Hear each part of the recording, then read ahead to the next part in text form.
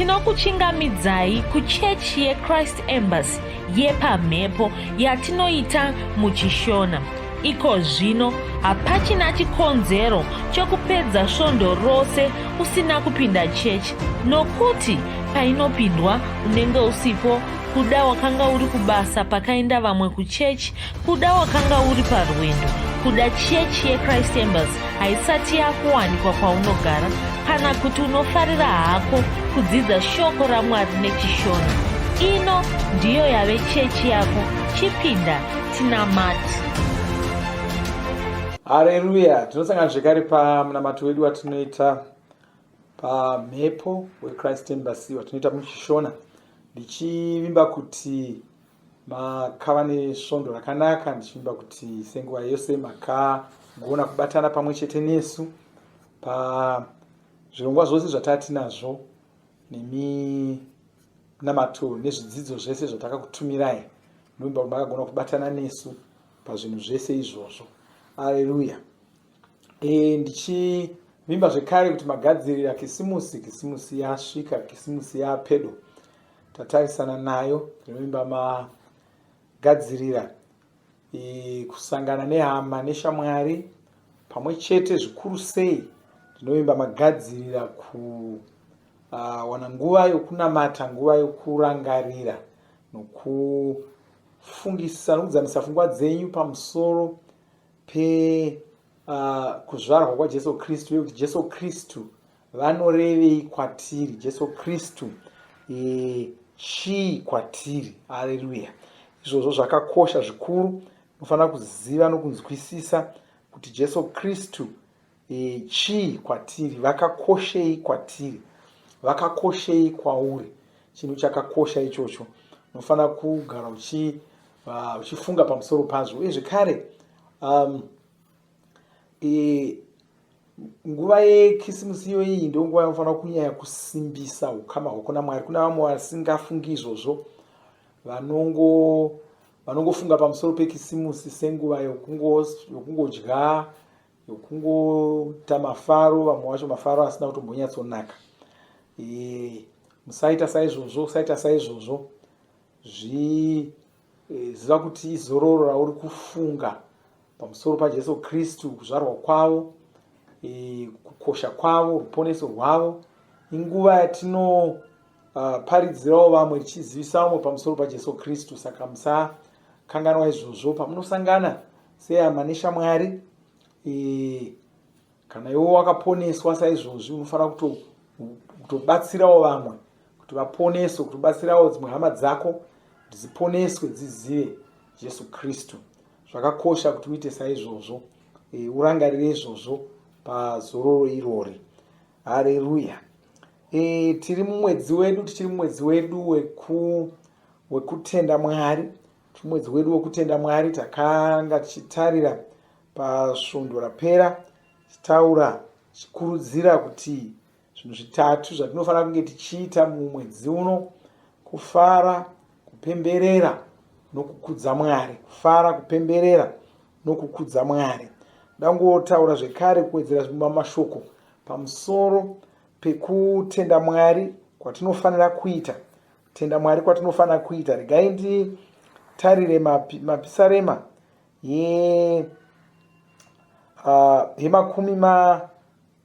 yezana nemakumi maviri nenhanhatu.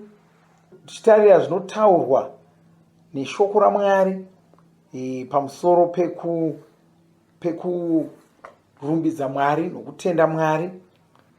Kwanzi Jehovha panguva yakadzosa vatapwa veZioni, isu takanga takafanana nevanorota hope. Panguva iyo muromo wedu wakanga uzere nokuseka, norurimi rwedu nokuimba. Ipapo pakati pavahedheni vakati, Jehovha akavaitira zvinhu zvikuru. Iwo zotaura akati, Jehovha wakatiitira zvinhu zvikuru, saka isu tinofara. Haleluya. Jehovha vakatiitira zvinhu zvikuru, isu tinofara.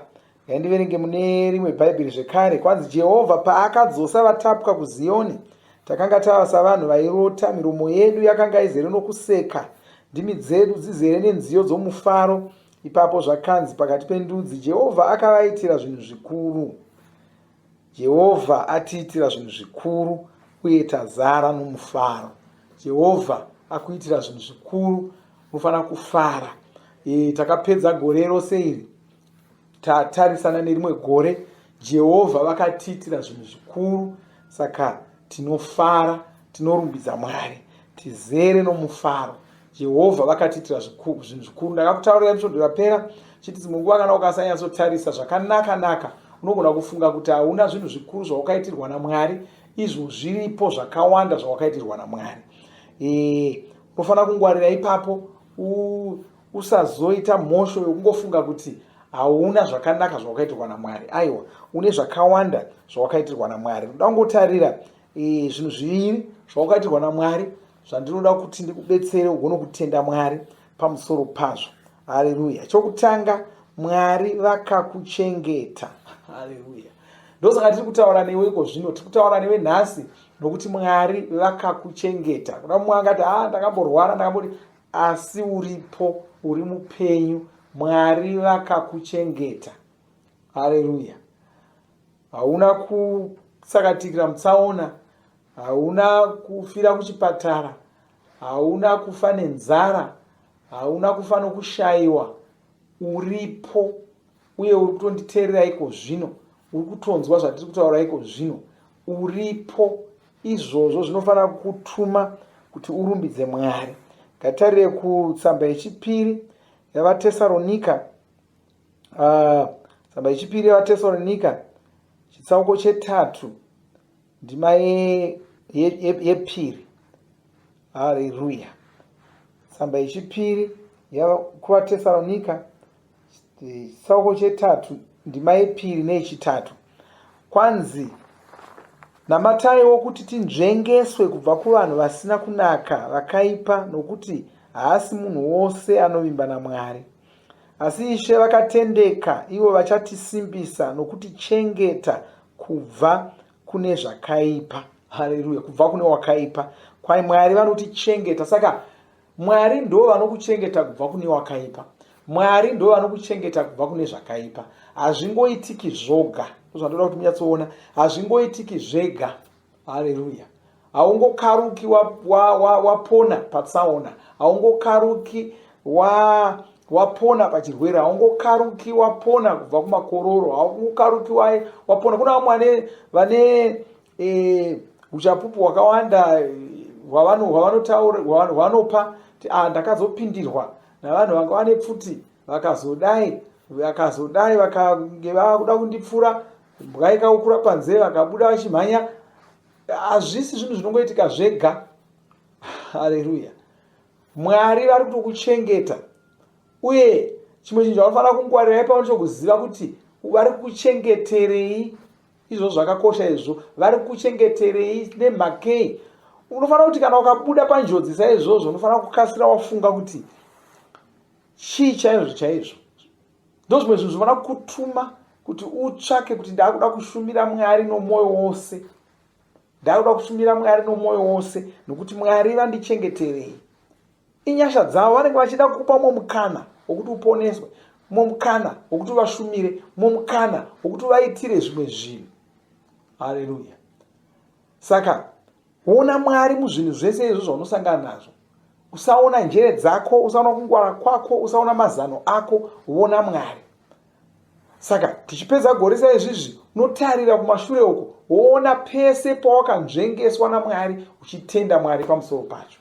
Mwari, ndinokutendai, makandinzvengesa panjodziya. Dzimwe dzacho hautombodzizivi. Nyaya yekuti wangokwira motikari kana kuti wangotora motikari yako ukafamba rwendo wechuru chemitunhu, wasvika zvakanaka, hazvirevi kuti panga pasina wamboidza kuda kukukanganisa panzira apa. Zvimwe zvacho zvizhinji zvacho hatombozvioni. Haleluya. Hatitombozvizivi. Hautombozivi kuti pawanga uchifamba munzira imomo pane mumwe munhu wanga akatofemerwa kuti akuitise tsaona. Kana kuti pane mweya wetsvina wanga uchida kutoti usapfuura pane imwe nzvimbo, asi wapfuura. iwe ungasazviziva, asi zvanga zviripo. Saka tinotenda Mwari pamusoro pezvinhu izvozvo. Usazvitora sezvinhu zvidiki, unofanira kutenda Mwari pamusoro pazvo. Chinhu chechipiri chandoda kuti ndikokubetsera kuti utende Mwari pamusoro pacho ndechekuti Mwari vakakupa shoko ravo. Mugore rose iro riri wanga uchingosangana neshoko raMwari. Mugore rose iro riri wanga uchingosangana neshoko raMwari, uchidzidza shoko raMwari. Ndosaka tiri tose saizvizvi. Hachisi chinhu chidoko kuti wanga uchiwana shoko raMwari. Ishoko rawatumirwa naMwari, rabva kuna Mwari, rawatumirwa naMwari. Harisi shoko doko iroro. Ndikauya kwauri ndikati ndine shoko randatumwa naro, randatumwa nomukuru wenyika kuzokupa, handifungi kuti unotora sechinhu chidoko. Shoko iroro hauritori sechinhu chidoko, unorikoshesa. Ndikauya ndichiti ishoko randatumwa neshoko, ubva una mai vako, ubva una baba vako, handifungi kuti unotora shoko iroro seshoko doko. Iri rabva kuna Mwari, nderako. Haleluya. Ndoda kuti titarise muna mabasa e20, ndima ye32. Kwai zvino hama dzangu, ndinokuisai mumavoko ashe neshoko renyasha dzavo, iro rine simba rekukuvakai nekukugamuchidzai pfuma iya yakagadzirirwa vakasanangurwa. Haleluya. Saka kwanzi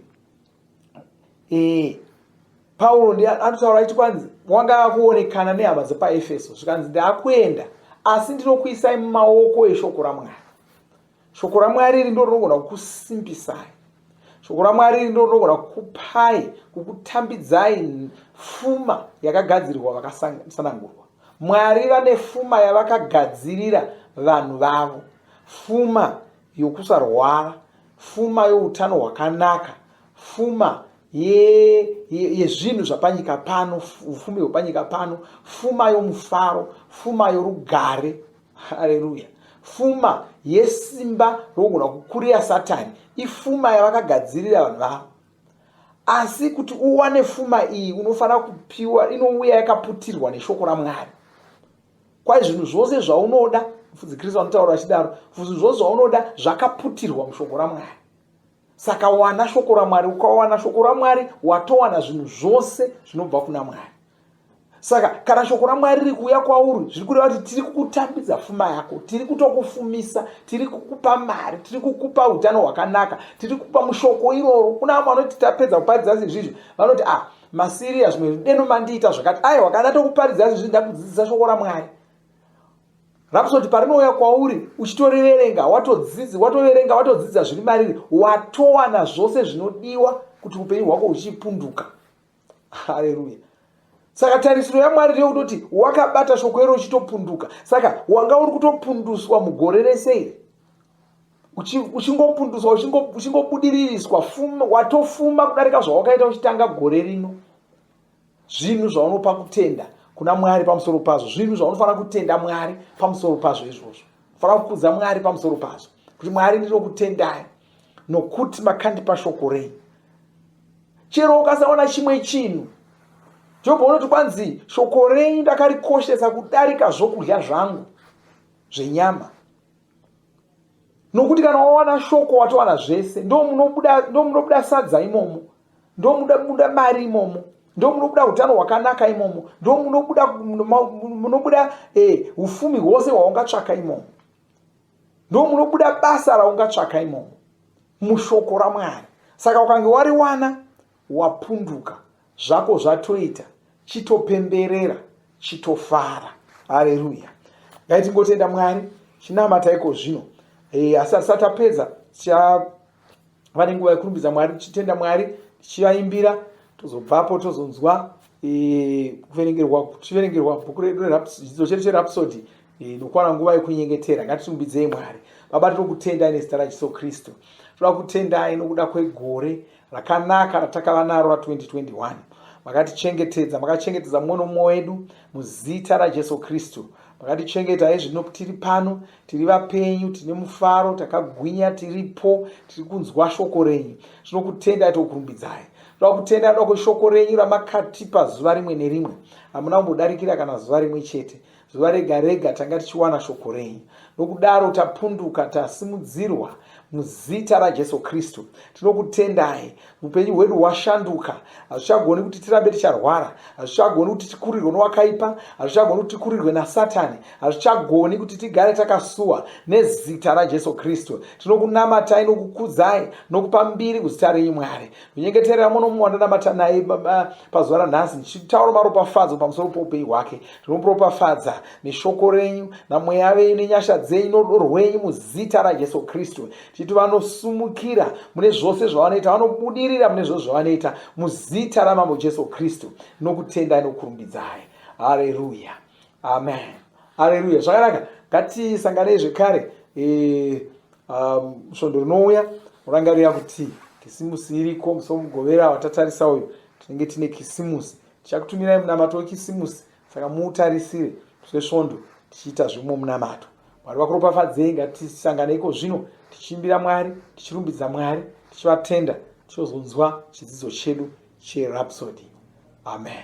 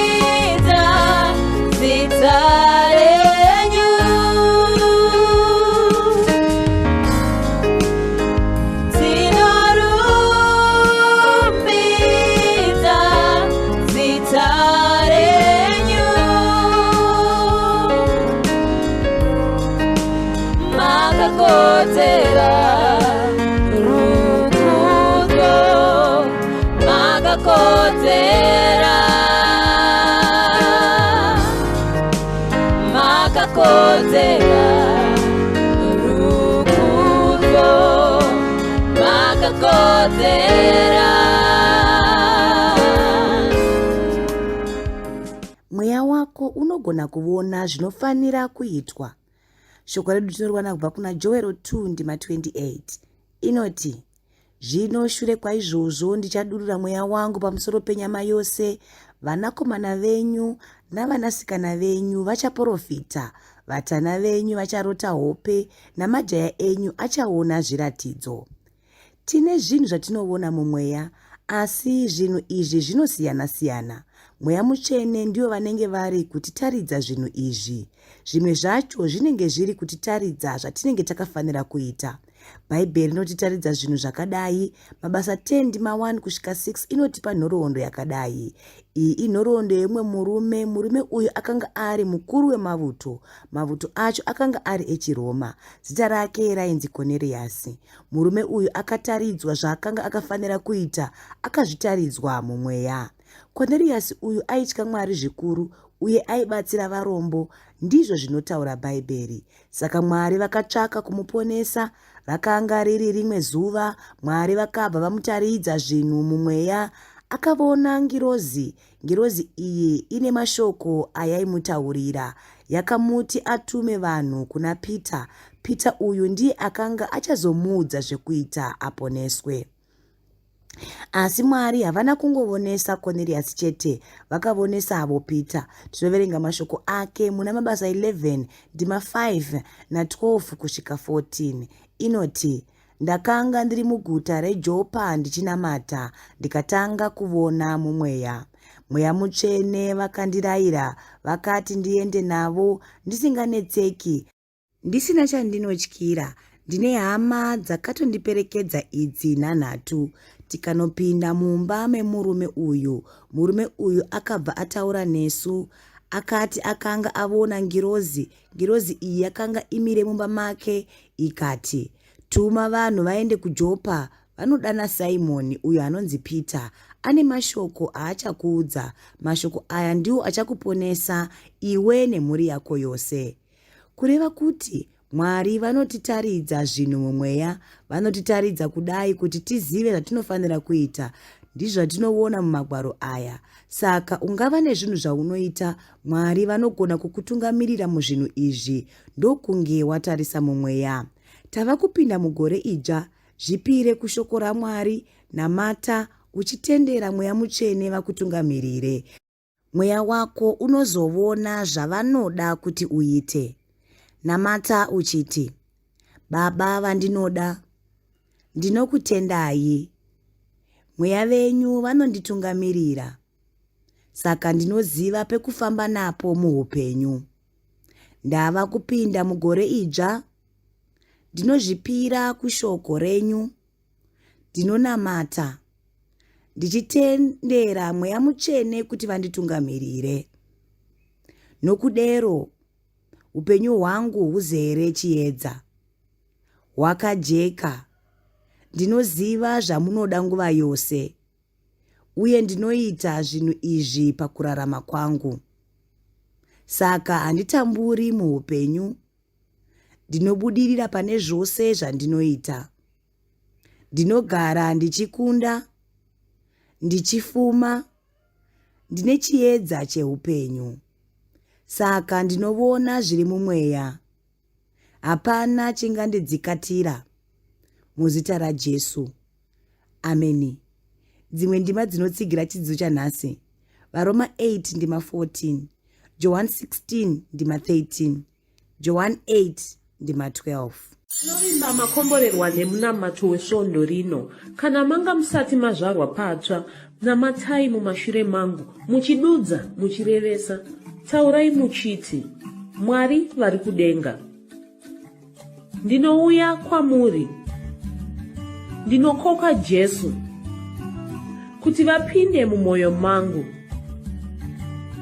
Ndinokumbira kuti Jesu vatonge upenyu hwangu. Ndinopupura kuti Jesu ndivo vavaishe wangu. Saka ndinogamuchira upenyu usingaperi mumweya mangu. Ndazvarwa patsva, ndava chisikwa chitsva. Ndinokutendai. Amen. Makorokoto mazvarwa patsva, tinokugamuchirai muchechi yeChrist Embassy. Titumirei zita renyu nekwamunogara. Munogona kutumira iri SMS kana WhatsApp pa 0772 215931 kana kutuma tsamba pashona ror@gmail.com. Muchida kupa mpiro yenyu neEcocash, rovai nhamba *151*2*5*58222 motevera zvinenge zviri kutaurwa neEcocash ipapo. Kana muine nhare dzemazuva ano munogona kushandisa KingsPay kupa mpiro yenyu. Shandisai kodhi inoti TNIOG nemavara makuru. Tinoda kukuzivisai zvinotevera. Tinokurudzira kuti musadarikwe nezvidzidzo zveRhapsody. Zvidzidzei kuti shoko riwande mamuri mugone kumirisana nezvinhu zvinonetsa muupenyu. Tinodavo kuzivisa vane nhare dzeEconet kuti *205# mava kugona kuwana Rhapsody panhare dzenyu kunyangwe musina WhatsApp. Rovai nhare idzi muwane Rhapsody panhare dzenyu zuva rimwe nerimwe. Munorova *205# mosarudza daily devotional. Subscribe Shona Rhapsody muchishona. Munamato uno munoubata pa WhatsApp, pa radio, pa YouTube panoti Shona Online Church, pa www.ce-shonachurch.org nepa vcc.rhapsodyofrealities.org. Tinokumbira mutizivise kana muri kutibata pane imwe yenzvimbo idzi. Kana pari paintaneti munogona kunyoresa muchitipa zita renyu.